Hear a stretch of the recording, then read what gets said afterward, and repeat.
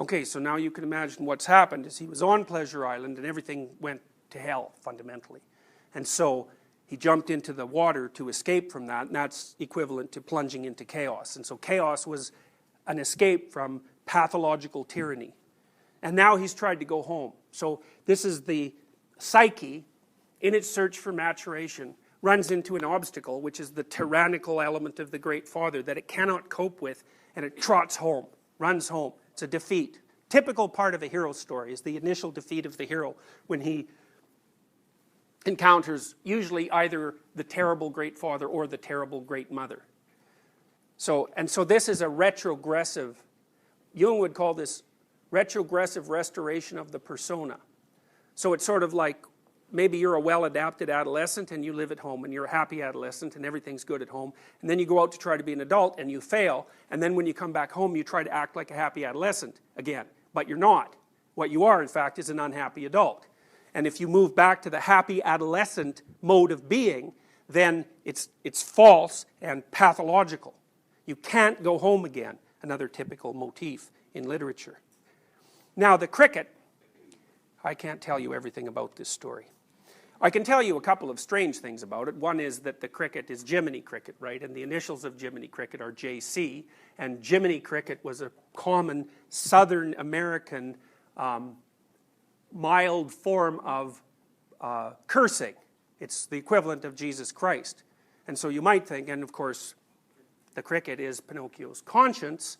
And, well, so then you might ask yourself, why in the world would a pejorative, mildly pejorative term for Jesus Christ be applied to a cricket who's guiding a puppet into the water to rescue his father from a whale? Why would any of that happen? And the answer to that is, you know why, but you can't say why. You can't say why you know, or what it is that you know. But the mere fact that it makes sense, and it does, is an indication from a Jungian perspective that you're operating at an archetypal level. You understand this. And so I could say, here's an example of why the cricket is a bug. Well, things bug you, right? We say that, things bug me. Well, you should do something about the things that bug you, because that's your conscience calling to you. It's destiny in some sense manifesting itself as an unconscious impulse. That really bugs me. Means, if you can, you should do something about it, because you think about it, man, there's a lot of things out there that might bug you, but lots of them don't. But some of them do. Well, why do those bug you and not the other things? Well, that's a complicated question, but one potential answer to it is that there's part of your psyche that's oriented towards further development. Jung would call that the self. And that's like the totality of everything that you could be. And it's a strange sort of entity in some sense, because it's partly potential, and it's potential that expands across time. But the way that your potential totality calls to you in the present is by placing things in front of you that are your problem. And they announce themselves as your problem, and they do that by bothering you. So then if you pick up the task of fixing the things that bothers you, then you find the pathway to further expansion of your personality. So, and that's what's happening with Pinocchio. Now, one of the things that's really interesting about the Pinocchio movie, and that makes it incredibly sophisticated, is that despite the fact that the cricket is an avatar of Christ, so to speak, the cricket has things to learn just like Pinocchio.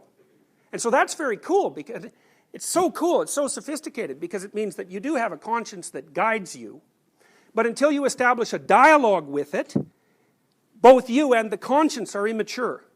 You have to establish a conscious dialogue with it, and then interact together in a manner that propels your development across time. And that'll stop you from being a marionette of forces that would make you a braying donkey who does nothing but slave away in salt mines. So, okay, so Pinocchio goes home. That doesn't work, and that's where we're going to start here. I mean, obviously this is starting to bother you as this, you buy into it to begin with, and you're enthusiastic about it to begin with, and you attribute that to, well, the mechanics of the initial education, let's say. It's a group phenomenon. It capitalizes on empathy. And it sounds benevolent, certainly. in fact, it's the very essence of benevolence in some sense. So it's going to be seductive, regardless of whether or not it's correct, but you become uncomfortable with it. Well, the first thing you're uncomfortable with is that you were implicitly asked to produce a falsehood in relationship to your own identity, which was when you were asked the question about what you liked about being white. And you said that what you said wasn't right exactly, or wasn't correct, wasn't true. It was something that you whipped up on the spot because of the nature of the demand of the situation. And you remember that, so obviously that's significant. I think I was just meeting what I thought was an absurdity with an absurdity. You know, like I felt the question was a little bit absurd. It's sort of like the premise, right? The premise is, what do you call it? Like how long have you been beating your wife kind of question. You know, so the premise of whiteness is you have to accept the premise in order to answer the question. I really have never been comfortable with the premise, period, because I don't think that it, you know, and it takes a lot of presence. It takes a lot of presence of mind when you're asked a question, to question the question, especially when you're the student and it's the teacher that's, so to speak, it's the authority figure that's posing the question, because you immediately have to rebel and you have to do it in an extremely sophisticated way. Yeah, and you know, this could get back to the school, and I might not have passed the class, and you know, I'm white, so that would have been problematic. And why are you? And that might have had job repercussions, or you know, promotions or whatever. You know, you realize that to question the question. This is also mandatory. Yeah, and to question the question in these circumstances is, you know, the risk of that is so much greater than the triumph of dismantling the question, that you're never going to.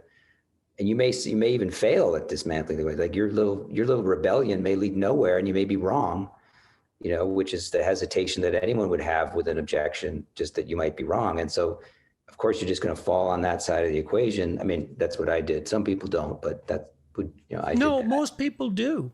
Yeah. And no wonder. Right. It's hard not, like you outlined a bunch of reasons why it's difficult to, you know, come up with exactly the right response at that second. It's not like it's a question you're prepared for. Right. And, you know, I think the students do it all the time, you know, because there's tremendous social cost to challenging any of the assumptions of our anti-racist programming, or the manner in which it's delivered. What are the costs for the students? Social opprobrium. You could have, you know, teachers write recommendations for them if they get a reputation, that there's a fear that it could affect their applications. Students have come to me with, you know, concerns and examples of papers that they wrote, say, you know, on taking a position that went against the orthodoxy, and they've, you know, suffered a grade hit from it. And I've asked them, like, are you sure it just wasn't a good paper? You know, are you sure? And then like, no, I actually cited this, and this, and I stood, you know, and so I think they're real. I think that they're real. And there's actually been, you know, stories that they brought to me that are, you know, someone defends capitalism or something, and then they have a big talking to after class or something like that, which is just. Well, yes. I mean, how could you possibly defend capitalism while you're going to a $55,000 a year private school? Right. I mean, what's the probability that your parents are capitalists? 100%. Very high. So basically, you're being set to task because you have the gall to defend the very attribute of your parents that enabled you to go to the school in the first place, and that, of course, enabled the school. Right, and it's such an ironic thing that both the administration and most faculty have such contempt for the very thing that makes them have a job. You should be talking about ideas based on what make ideas sound or unsound, not the person who's saying them. So I was seeing situations where, you know, white students would make a claim, and then that claim was discounted by someone else because of their privilege. Right, and but you're making, of course, the white supremacist assumption that there are such things as ideas and that they can be rank ordered in terms of quality, right. and that the purpose of discursive speech is precisely to do such things, and et cetera, et cetera. Yeah, and so the whole solipsistic nature of it, I was like, you can't even have a conversation. This is not a way to have a functioning. You're not preparing people to function in a truly variegated world of ideas. It's not going to work. It's worse in some sense. Is that the fundamental claim is that there's no such thing as a conversation. There's just different discourses of power. There's no conversation. Yeah. Conversation assumes ideas and the free flow of ideas and a rational individual actor and the capacity for logos and the individual as the central unit and so on and so forth. Mm-hmm. People who hold the critical race position, let's say, don't, it's not that they avoid confrontational conversations. They don't believe that there's such a thing as a conversation. It's not part of the system.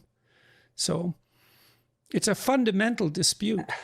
Yeah, no, that's true. I mean, and then the little things, like I remember talking to a colleague about a new hire, and she said, I said, well, what's he like, this new guy? And she said, well, he's like you. He's like me. Well, what do you mean by that? And she was like, oh, he's white. I was like, okay, all right. You know, this is not a person that's a total stranger to me either. And I kind of walked away and like, really?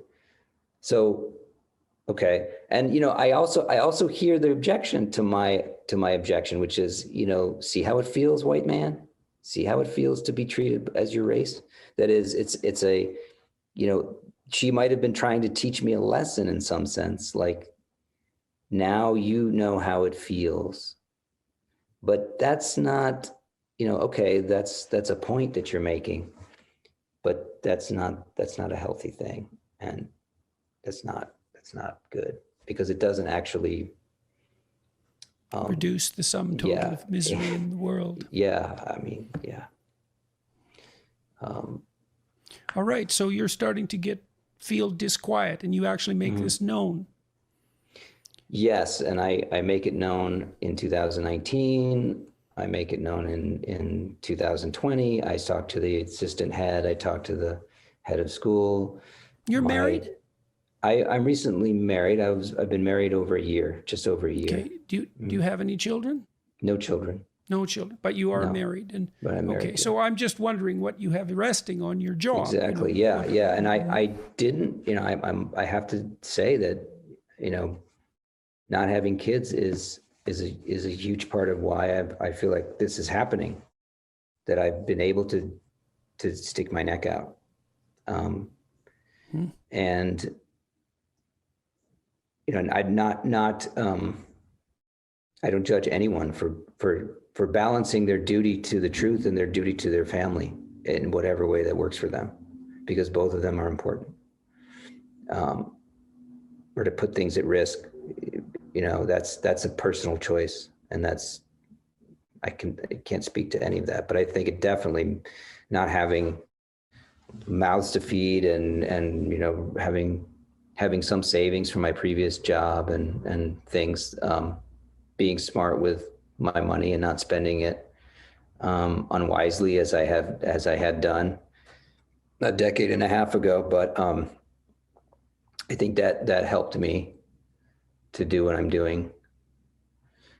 All right. So how are you being treated by the administrative officials to whom you're registering your objection? Are you doing that in writing, or are you doing that in person? You know, mostly in person. And you know, I'm not writing anything official. I'm in the grumbling in my beard phase, I guess. I'm in the griping phase, where I would go and I would say, you know, this is wrong. Like, why can't we teach, you know, a broad range of viewpoints? Why do we always have to teach this ritualistic thing that's just a litany of, you know, basically far left ideas? And, you know, some of the administration were very sympathetic, like even overly so. Like I remember talking to the assistant head. He pulled down a copy of Jonathan Haidt off the bookshelf and was like, "I'd love to teach this in my class. You know, I really want to make this happen. I want to teach, you know." So, you know, more than I was sort of, or maybe just modeling it or humoring me or something. But he had the book. He had the book, that's right. And he knew the book, and he knew where it was on his shelf. I know. So like, but then in public, or in public, in front of the community, not saying nothing about it, right? So I think there's a tremendous amount of preference falsification still going on there, Well, and, you outlined why. I mean, you lost your job. Yeah. So, these are high stakes games, and you make a mistake, and a mistake, you veer outside the realm of acceptable behavior, let's say, and what happens? Well, you get disproportionately punished for it. And there's a moral element to it too, which is, well, there's no bloody way someone like you should be teaching. So not only did we fire you, but we're right to do so. Yeah. So, and that's a very hard thing to withstand, which is something I also want to talk to you about. I mean, confident though you may be, or anyone may be, when your institution sheds you and surrounds that with accusations about the nature of your character, if you're not a complete psychopath, it tends to strike you to your heart. Because there's always the possibility that you're wrong. Right. But I really knew I wasn't, because, coming out, there was this meeting, and I referred to it in the article or my essay, the self-care through an anti-bias lens meeting, which is what kicked off the whole past 2 months for me.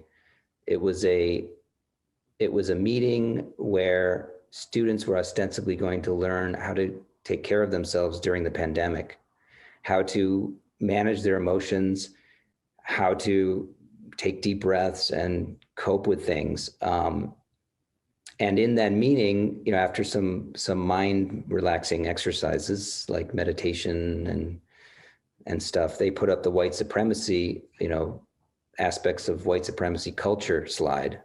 And that's different than the pyramid, or this is different than the pyramid. And this is, this is a common elements thing. Of white supremacy. Right. It's actually, there's different forms of it, but essentially, it's fairly common in this thing, as you know, and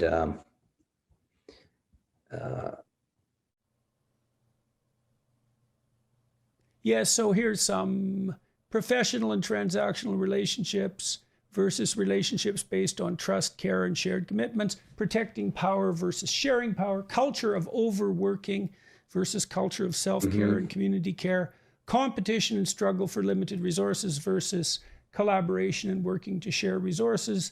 That's all white dominant culture. So that's... Yes. And so some of the things that were on this particular slide were objectivity, individualism, either or thinking. Right. And I know that one. There was, the thing that rankled me the most was right to comfort.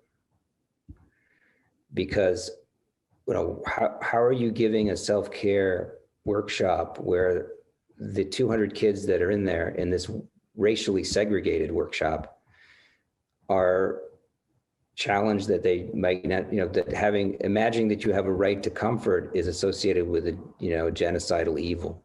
Kenneth Jones and Tima Oken, Dismantling Racism Workbook, 2001. God only knows what that is, but it's everywhere.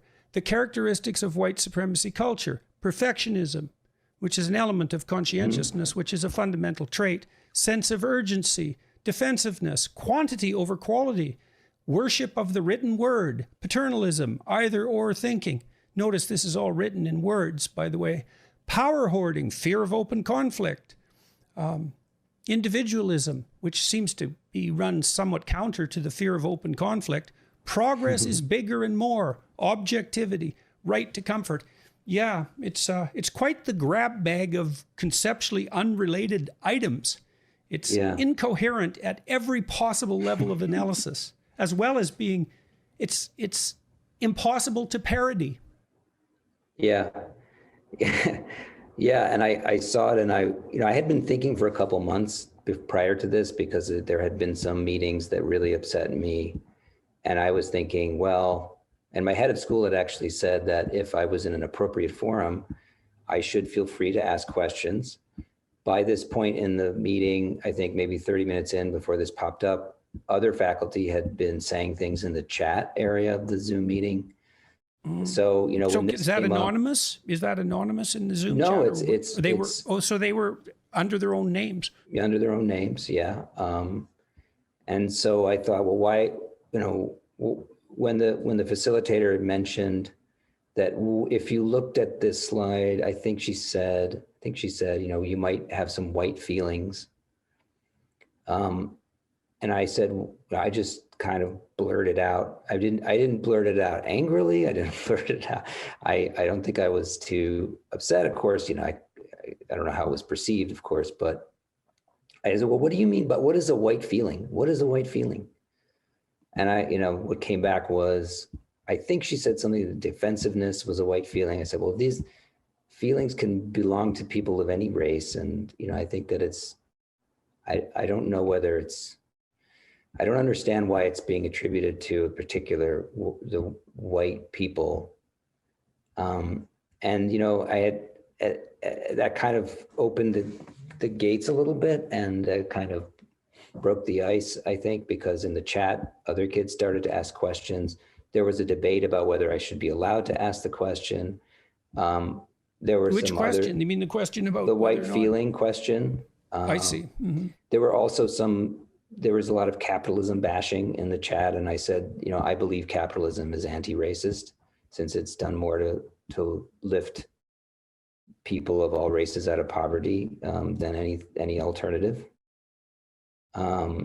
And, you know, I wasn't monopolizing the chat. I was dropping in little things and there was a lot of activity in the chat. And then the facilitator actually went with me and she explained stuff, you know, her perspective on it. And I thanked her and, you know, she moved on some more. And I think I asked another question, but I really, as she said later in a meeting about the meeting in front of the whole faculty, she felt that I was asking out of curiosity. I wasn't, you know, on a rant or saying it, you know, to be antagonistic.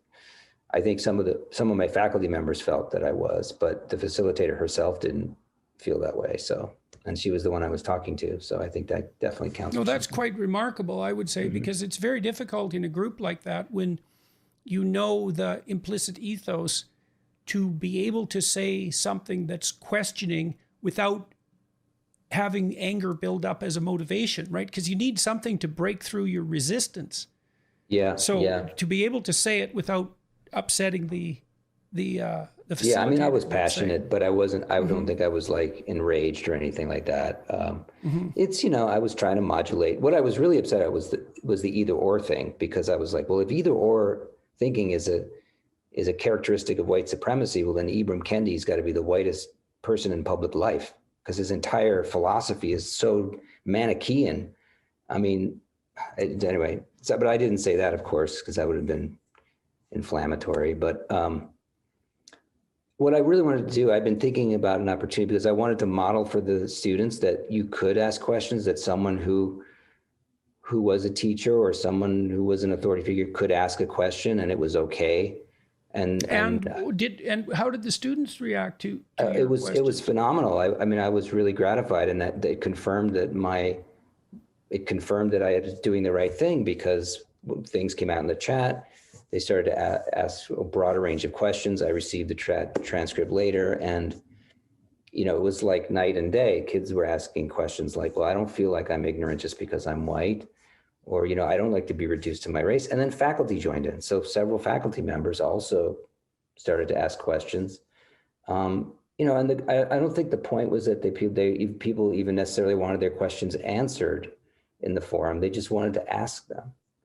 I got, you know, sometimes you don't know what your question is till you ask. Exactly. Like that's why I think intent is kind of a silly thing, because you never really, it's only an ex post facto explanation. If you're called on it, I think like a true question, there may be no intent. Like it just bubbles out of you. If you're truly in a conversation, I'm not thinking about, okay, it's not like I'm plucking this little thing out of the inside of my head and like, well, I intend this to be, you know, that's not communication. That's not if it's a genuine conversation. No, you don't have time for that in a genuine conversation. No, yeah, of course not. And so, you know, but I was really gratified. I was on a natural high from the experience. Why? Well, because I felt that I had done something good. Like it was just self-evidently good to me. Like it just, when I reflected on it, this is a positive thing. Now, one of my colleagues got very upset with me, with my influence on this. And because at one point I did say, why, I don't identify as white. Must I internalize society's delusions about me? Which is, like, it's kind of like the neutron bomb to this entire belief system. But I felt like it was something that I wanted to put out there so that kids could see it and, understand, that maybe this is a point of view, I'm not saying I'm right. I'm asking a question. And, the feeling was that this was, anti-racism 101. offers them some defense. Yeah, like they're not morally obligated to accept these characterizations. Right. Which is kind of the whole point of anti-racism, is that you're not obligated to accept arbitrary racial categories that are unrelated to the task at hand. Yeah, well, it should be. But then a colleague got upset with me and said, kind of got on his high horse and said, I can't believe that, and I may be paraphrasing here, and if I am, sorry. But he said, I believe, I can't believe that a member of one of my colleagues doesn't understand that we are white since birth. I am white since birth, that this carries with it implicit biases that are unavoidable. And we must affirm that, and that's who we are. And that's who I am. And it kind of interrupted him because I felt like he was kind of making me look, I don't know, he's being kind of a jerk. So I interrupted him and said, I'm sorry you're stereotyping yourself. I think it's sad. And, that kind of was a very awkward moment because it was in front of students. And he said, he expressed his dismay, and I remained silent. And then after the meeting, I said, I apologized to him. I said, that was unprofessional. Was it? Well, I understood. I felt it. I felt that there might have been a better way that I could do it. Maybe wait till he finished and then ask, to respond. I'm also suspicious of my own, because I have been somewhat oppositional. I'm not exactly like a Mr. Go Along and Get Along guy with this stuff, that I don't always have the best reality check on my own behavior. And so I was just saying, well, okay, if I did cause offense, then, I feel like it's okay to apologize, and there probably was a better way for me to do this. And so I did apologize, and, thought about it, nothing against that, nothing wrong with that. And then he accepted. And, I figured that was it. There was a lot of processing after the meeting, I think, that went on for hours afterwards. My phone died, it was on my phone. And so when I went home, I logged back into the meeting and people were still there talking. So I talked with them. But I underestimated the effect of this, because apparently some of my comments, were leaked or transmitted to other people that weren't in the meetings, people that were in the BIPOC meeting, particularly my and BIPOC is Black and Indigenous people of color. So they were having their separate meeting of faculty and students where they received different content. And why was it separate? Just out of curiosity. The rationale, as I can understand it, is so that the groups that have been marginalized won't be exposed to, they'll have their own thing so that they're not exposed to the, I think, the possible insensitivity of the oppressors. That's the best I can understand the rationale. But it wound up happening anyway, because I suppose it would be rude of me to point out that that's somewhat paternalistic. Yeah, that's right. Just as a, observation. That's a good one. Yeah, I mean, yeah, totally. Well, I guess that is a characteristic of white supremacy culture, though, paternalism. Yeah, so I guess it's quite accurate. As long as it's in a good cause, then I guess it's forgivable. Yeah. Okay, so that was how long ago, that meeting? That was February 24th. Oh, yes. Okay. So things are starting to This snowball. year. And that was referred to after the fact as the events of Wednesday. Like they couldn't even really, it was sort of like 9/11. They couldn't actually, they had to come up with a euphemism for it, I guess. So the events of Wednesday. And so they had meetings about the events of Wednesday. Who's they? Well, the Office of Community Engagement, coupled with the Dean of Student Life, and there are dean level positions that exerted a lot of effort and energy, because I did not make their lives easy, to address the things that were said and raised in the meeting, not just by me, but by, lots of different people and students. Students, spoke up as well, and faculty. And so what I found it so interesting, because the day after the meeting, there was an email that was released that said healing resources, resources that will help you come to terms with what happened. And the first healing resource on the list was a CNN interview with a poet named Damon Young.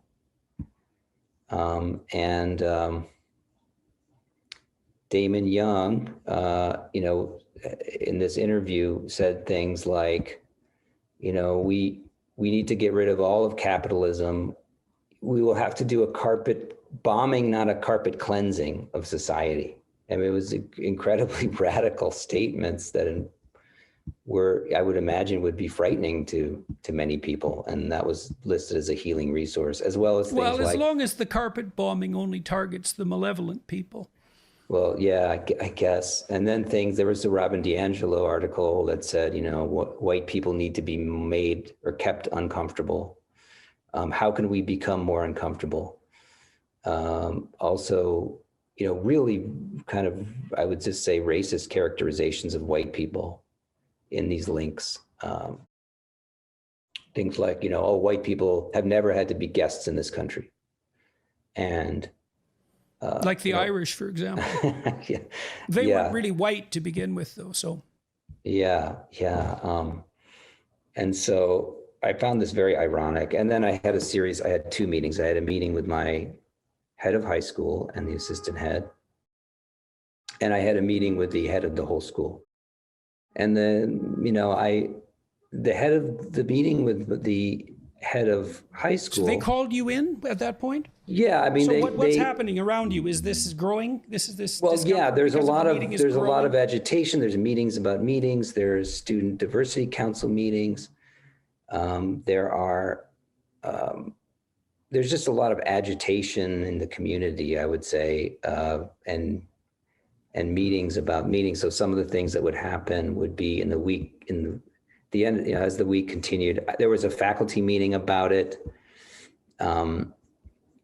I had some advisory circle practice was taken away because they felt that the students would be upset if I was a part of it. So the dean had to run my advisory. Okay, so the advisory circle is what? Well, it's a practice that we've started this year where activities where you put up a slide and you talk about an issue, and then everyone has to go around and speak one by one about a question, and then you kind of do it around twice. And then, this is to sort of manage discussion. And I've done a couple of these. So you're persona non grata at this now because of your toxic influence on the students? Right, right. Or the toxic influence of your presence? I got an email saying, under current circumstances following yesterday's meeting and your role in what transpired, I've asked you to recuse yourself. Then, there were subsequent meetings. There was a faculty meeting. I think at that faculty meeting, a colleague said, well, this could be terrible. This could undo everything we've ever taught them, which I thought to myself, please, I hope so.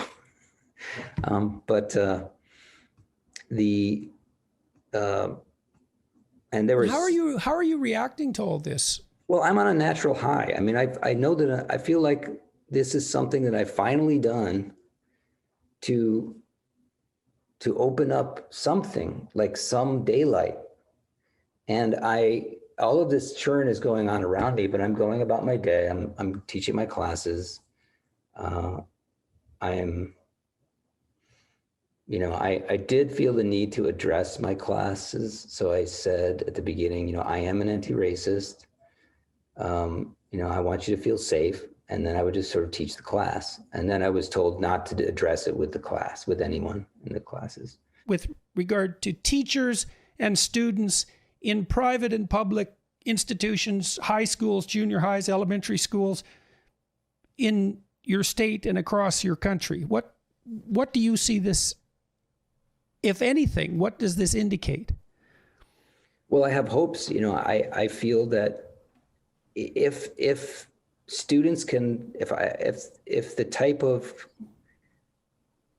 willingness to ask a question in response to some of these, what I consider to be indoctrination, frankly, at other schools. And you think that's happening at other schools? Yeah, it's no question because of the calls that I've received and the conversations I've had with people all over Pennsylvania, Virginia, Maryland, New Jersey. Their parents are very concerned with their children. They've seen it because of the pandemic through the Zoom classes. They've witnessed what's being taught to their kids, and they're very, very concerned, and they have specific receipts to back it up. And, they're sending me curriculum. So, this is not simply a rarefied independent school problem. This is happening at, school boards and districts all over the country. A lot of it spurred by the George Floyd killing and the reaction to it. I believe it was taken as an opportunity to, redress that with misguided. Yeah, an opportunity for what? It's like I'm trying to figure out, I keep trying to figure out, because I've been concerned about this for a long time. And I still can't get to the bottom of it. It's like, I don't understand exactly. I know there's a resentment element to it, but I can't understand exactly what's driving this and why it's, despite the fact that it's clearly the view of a very small minority of people, perhaps 5%. That's what the surveys seem to indicate. Mm-hmm. I cannot understand why it's making the headway that it's making at the rate that it's making and what it's really aiming at. What do you think about that? Like, what's your sense? Because obviously it's bothering you. Yeah, I think I have a sense why, and maybe it's a theory. It's not just my theory, but I've seen it in other places or hinted at in other places. I think when you sort of, over the past few decades, you have a gradual sort of leaching from the soil of society of sort of a moral sense, a moral tradition, moral grounding in, long religious traditions. Essentially, when they depart from the public sphere, it leaves a kind of vacuum. And, wokeness is a way to sort of paint by numbers moral righteousness, and it gives people the sense that they're good people. I think people have an almost, I don't know whether it's evolutionarily based, but they have a need to have a moral character and sense of themselves. And if something comes along which is going to offer that and give you that thing, well, then there's a tremendous hunger for it. So people will adopt it quickly. And so you can have, a very small percentage of the population that's pushing it can have a real powerful outsized influence. Do you have a traditional religious belief of any sort? And are you a practicing religious person? I am, it's a really good question. I was raised Catholic, and I, have lapsed. I have a joke that I use sometimes, I'm so lapsed, I'm prolapsed. But basically, I was a functioning agnostic, then atheist. But I don't feel like I really need a lot of God, but I do need to have something which is like a conscience. Like, I guess I believe in a conscience. I believe in some little mirror of the divine, which sort of is in me. It's not like above me or around me, but it is within me. And so it's sort of like a reflective thing that I can, and it's sort of reactivated, I guess, as part of this whole experience. So I can take in the world and the world of reality, but I can reflect it against something which is not of this world. I don't know how else to describe it. And then that's pretty good. What comes back? I'm satisfied with that answer. Like what comes back is something that I should attend to. It's something that it is something important, and that is the, and now that I feel like I have that or an awareness of that, it's just like, okay, like I've got. Thank God. It's been there, so exactly. Thank God. I want to say thank God, but I don't know. I don't know that there's a God with a capital G. I just know that there's something which is not of this world, but is in this world. My principal argument in the book is that absolute freedom of speech is always going to be better. And in fact, by promoting free speech, you're doing something to help those very people that you are concerned about. So recently, the Scottish Parliament passed a hate crime law that has its supporters and also its detractors. And I'd be interested in your feeling about that. Now, you said, I believe in this book, if I remember the statistics correctly, that there have been 120,000 incidents of police investigated speech hate crime in Britain in how long? Since that's been over the last 5 years or so? It's worse than that. The statistic I quote is between 2014 and 2019, there are 120,000 recorded incidents of non-crime. They call them non-crime hate incidents, and this is something which is now routine in the UK. I mean, obviously, I'm going to be talking about the UK, and the US and Canada is a very different kettle of fish, I'm sure. And I'm sure a lot of the people who are watching won't be familiar with the problems we have in the UK. Of course, we don't have constitutional protection for free speech. We don't have a First Amendment. We don't have anything like that. So we are particularly vulnerable. And at the moment, unfortunately, in the UK, the police who are trained by the College of Policing, who do issue very specific guidelines about this. And anyone can check this, because if you go to the government's website on hate crime and hate speech, they make very clear what they're talking about. What they say is that there are 5 protected characteristics, and these fall into race, gender, sexuality, gender identity, and disability. I think I may have misquoted that, but there's one missing. But anyway, there are 5 protected characteristics. And if a victim, and they do use the word victim rather than complainant, if a victim perceives that any speech or crime was motivated by hatred towards any of those 5 protected characteristics, then it qualifies as a hate crime if it's criminal. If it's not criminal, if it's just speech or something like that, it qualifies as a non-crime hate incident. Police will investigate that. They will record that. And although non-crime incidents don't lead to prosecution, they do go on a criminal reference check that many people take. We call it a disclosure and barring service here. So it can affect your employment prospects.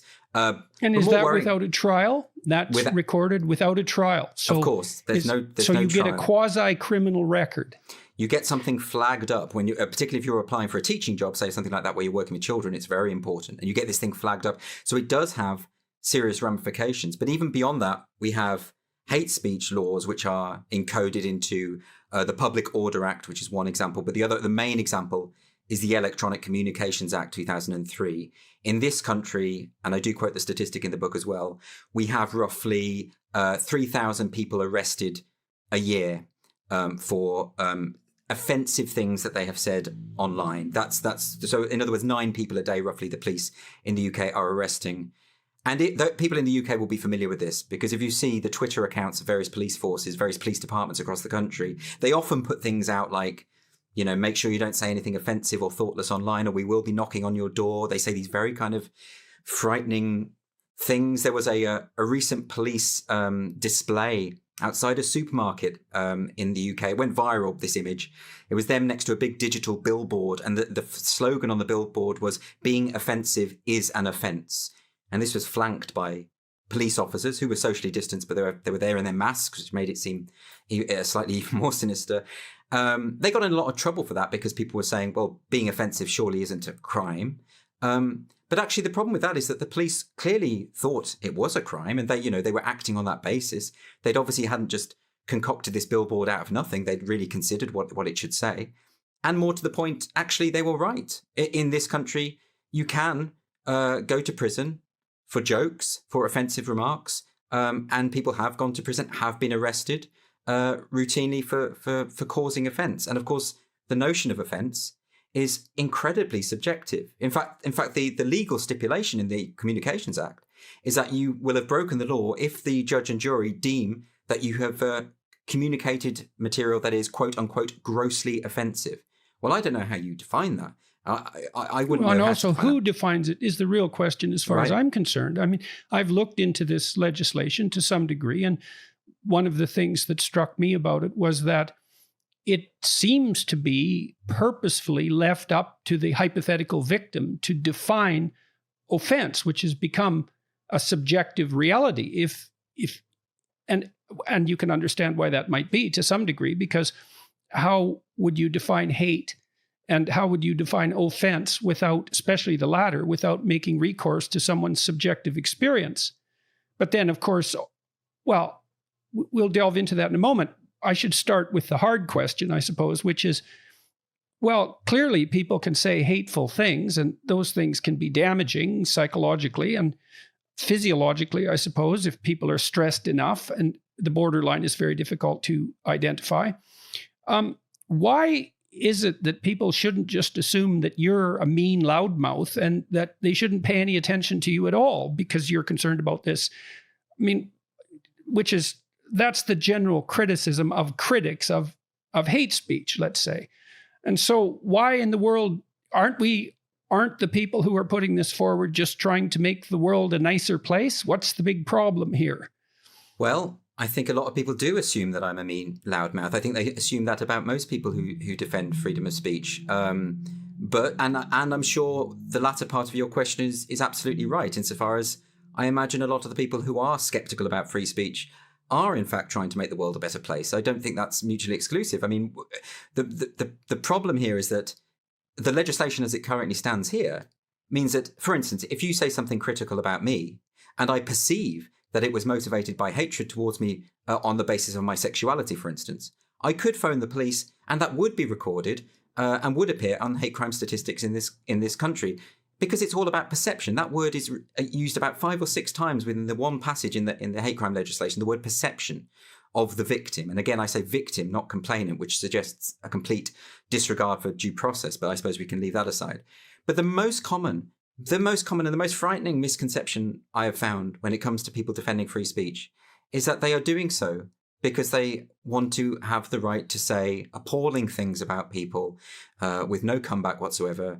And they want to go back to some imaginary good old days, where you could just be casually homophobic and racist and sexist and all the rest of it, and no one would call you out for that. Now, I don't know anyone who falls into that category. And most people who are, advocating for free speech are doing so precisely because they are aware that in countries where free speech protections are meager, minorities tend to suffer the most. And in fact, there is it seems to be a corollary to me that those who are genuinely for free speech are also for equal rights and protecting the vulnerable in society. And this perception, which I really find unpleasant, this perception that if you are standing up for this most foundational of principles for freedom of speech, if you're standing up for that, you can only be doing so if you have a nefarious motive. I mean, what a horribly pessimistic view of humanity. And it seems to be it seems to be a direct derivation of the hypothesis, for example, that all Western social organizations, particularly Western, are based on power and are best conceived of as tyrannical. And so if that's your view, why would you not assume that most use of speech is essentially an exercise of power in the service of tyranny? But then why would you assume that the government in control of any particular country isn't part of that tyranny that you're describing? It seems odd to me to be mindful of the potential for tyranny, but then to outsource all your individual liberties to the state. It seems contradictory to me. Well, I guess the way that is elided over is by allowing the hypothetical individual victim to define the offense. This is the problem, though. The problem I've run into, and this is partly why I appreciated your book, is that increasingly people are called upon to defend fundamental assumptions that were so taken for granted that virtually no one has an argument that's fully articulated at hand. Yeah. When no one questions free speech, no one has to defend it thoroughly. As soon as it's questioned, well, it becomes an extraordinarily complicated problem. The same with gender identity. When no one's paying attention to it, it's obvious. But as soon as you have to think it through, it becomes a rat's nest, to say the least. When I was in the UK a few years ago, I saw a number of things that I felt were disturbing.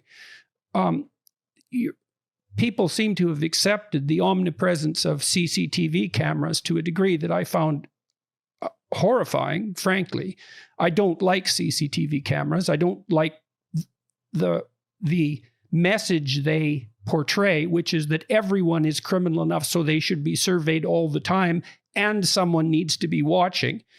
I noticed too in London in particular that many buildings had instituted airport level security so that you had to pass through a metal detector and have your bags checked, etc., while you were moving in and out of buildings. And it struck me as quite horrifying, given that, as far as I'm concerned, Great Britain and its legal and parliamentary traditions are at the epicenter of Western freedoms. I mean, you could make a case for France, I suppose, but not a strong one as far as I'm concerned.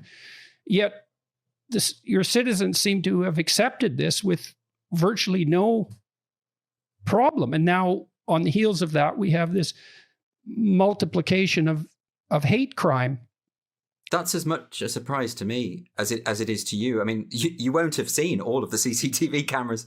Apparently, they're absolutely everywhere. You can't walk anywhere in the UK without being potentially monitored. I'm not saying someone's watching you all the time, but things are being recorded and digitized. And it's interesting to me because I remember back in the early 2000s when the government was trying to push through its ID card scheme, and broadly speaking, the left were unanimously against it. And they didn't like this idea of living in a society where there's someone on the corner saying, "Papers, please." No one really wanted that. But we've become very docile and very accepting of the idea that we need to be coddled and monitored by the state. I mean, I know there's a recent debate about vaccine passports, and people seem very blasé about this idea that we might have to have our ID embedded and encoded onto a card to get anywhere or to do anything. So I think there's something going on there, and it is connected with what you've brought up in terms of hate crime legislation. We've just become accustomed. I mean, you mentioned specifically the problem in Scotland. And seriously, it relates very closely to what you're saying, because the SNP, who are the only really party with any clout in Scotland, that's the Scottish National Party. And it's never a good idea, is it, when you have one political party which doesn't really have an opposition. They have a reputation for quite nanny state-ish policies. You know, they introduced what was it called? The named person scheme. It didn't go through in the end, but they wanted to assign every child born in Scotland with a state guardian. You know, they effectively didn't trust the parents to raise their own kids. They have other examples, minimum pricing on alcohol, or a ban on 2-for-1 pizzas because they don't trust poor people not to gain weight. So all sorts of these sorts of policies. But in this current hate crime bill, which has just sailed through because there's no opposition, Humza Yousaf, the Justice Secretary, has pushed through, he's specifically included an element to this bill which says that they can criminalise you for things you say in the privacy of your own home. I mean, that to me that's just a given. I would have never thought that anyone in this country would not consider that to be an incredible invasion on individual liberty. You can make a strong case for Scotland as the ground zero for developing many of the concepts that undergird the entire Western notion of freedom. And to see that emerging in Scotland is absolutely stunningly terrifying as far as I'm concerned. You think of Mel Gibson with a face covered in woad shouting freedom as he's executed, in Braveheart. You do think of Scotland as being associated with it, but honestly, Scotland, for some reason, and I don't know what it is, and it might be to do that it's effectively this one-party state, it seems to have this incredible sense, and they've really bought into this idea that unless they can police the thought the thought and speech of their citizens, then they will just run amok. There's another element to that bill. I don't know if you know about this. There's a specific element on the bill which talks about the public performance of a play. So they've effectively said that they will criminalize public performances. So say if it can be deemed that those performances were designed to stir up hatred. That's the formulation, stir up hatred. I'm not quite sure what that means necessarily, but when Humza Yousaf was questioned about this in Parliament, he actually said, well, theoretically, a neo-Nazi or someone from the far right could get together with a group of actors and put on a play to recruit people to his cause. And as I said at the time, I don't know any neo-Nazis, but they're not into amateur dramatics. That's not their thing. They don't do that. They wouldn't get involved. And yet he's got this idea in his head that is a feasible. I mean, it seems ridiculous, but it's not really, because the ramifications are quite serious. And the way it's just gone through without any opposition really, really troubles me. I mean, there have been modifications, I should say, in fairness. In the initial bill, in the initial draft of the bill, they had said that you could be criminalized irrespective of intention. In other words, yes, if you that was terrifying. Awful. I mean, if you wrote a play that then stimulated someone to join the far right, then you were still responsible whether you intended it or not. Now, the problem, as you know, with theatrical representation or any kind of artistic representation is sometimes you want to represent the worst aspects of humanity because that's part of drama and literature and all the rest of it. I mean, there would be no artistic freedom if that went through. So fortunately, that element of the bill was modified. Well, and also the attempt to reverse the idea that intent is important that's even more catastrophic. It's always been a miracle to me that our legal system ever became psychologically sophisticated enough so that intent rather than outcome was what mattered. Because you have to be a sophisticated thinker to see that someone has done damage to someone else, and so the damage is real and marked and troublesome and costly, all of that, painful. But because the intent wasn't there, the severity of the action is dramatically mitigated. That's a sign of maturity and sophistication to note that. And the fact that it's built into the legal system is nothing short of remarkable. And then to remove that and to make the felt consequences the arbiter of the reality of the situation is a dreadful assault on the integrity of the law as such, as far as I can tell. Well, moreover, it's something that everyone intuitively understands. We all understand the difference between murder and manslaughter. We all understand that intent actually does, like you say, escalate the severity of a crime, and it's bigger than that, isn't it? It's because this idea that intention doesn't matter is actually built into so much of this what we call social justice discourse. If you think of critical race theory, it's just a given that there are racist structures, and you can be racist without intending to be racist. And I really do dispute that. Because I think in order to be racist, intention has to be at the heart of that. Otherwise, it's incoherent to me. Why were you motivated, you guys, to do No Safe Spaces? And what exactly is it examining? It's examining free speech, which alone, I mean, first of all, everybody involved in it, all the directors, the writers, the producers were fantastic people. People I really admire and adore. And originally, it was with me, and then very early on, they said, "Would you like to do it with Adam Carolla?" And I don't know if your viewers are able to perceive this, but we really do adore each other and respect each other. And so the thought of doing this with Adam was. I was excited, and it turned out that I had every reason to be excited. It's a great chemistry that we have. Just to hear Adam describe how different our backgrounds is worth the price of admission, which he does most of the time when we go public. Adam, why don't you give a brief review of how different our backgrounds are? Well, first, our similarities. We're both over 6 foot, and that's where it ends. Dennis is, a New York, he's an East Coast guy. I grew up in North Hollywood, California. Dennis is a scholar. I was put on academic probation at a junior college. Dennis likes symphonies. I like prog rock. He likes gefilte fish. I like Philly cheesesteaks. Where does it end, Dennis? Well, what about the religious difference? Oh, yes. He's a very religious Jew. I'm essentially atheist / pagan. Okay, so let me ask you another question. So when I look at political surveys, I see that there's a very limited number of people on the right that you could describe as extremists, and there's a very limited number of people on the left who appear to support the more extremist leftist propositions. And so I do believe that in some sense, it's more difficult for people on the left to draw distinctions between acceptable leftist ideas than it is for people on the right. I mean, on the right, you draw the line with claims of racial superiority.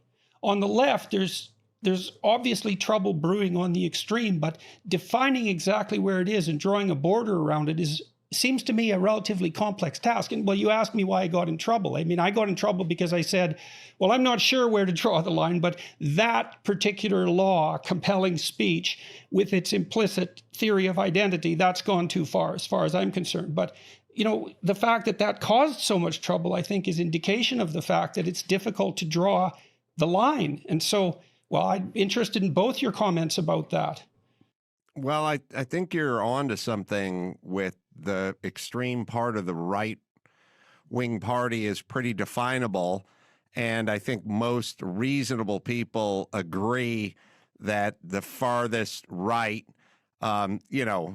Jews shooting laser beams into the sky and shooting down satellites or whatever crazy stuff comes out of QAnon or sort of far-right stuff, racial things of that nature. I think we can all agree that that's pretty definable and that most people on the right will not cross that border. And William Buckley helped with that, wouldn't you say? I would. But on the left, I feel like there's a much greater sense of, well, we don't agree with AOC, but we're not going to say anything about it, or we're not going to define it, or the squad. Yeah. So there's a much more, I live in California. Most everyone, I work in Hollywood. Everyone's on the left. Their thing is sort of like, we don't like what Gavin Newsom is doing, but he's still our guy. And we'll go. Yeah, well, that's part of this difficulty with drawing borders. Like, I've had conversations with Democrats about the idea of equity, for example, which is a no-go zone as far as I'm concerned because of its connotations of equality of outcome. But they insist, generally speaking, that most of the people who are using the term equity are really using it as a proxy for equality of opportunity.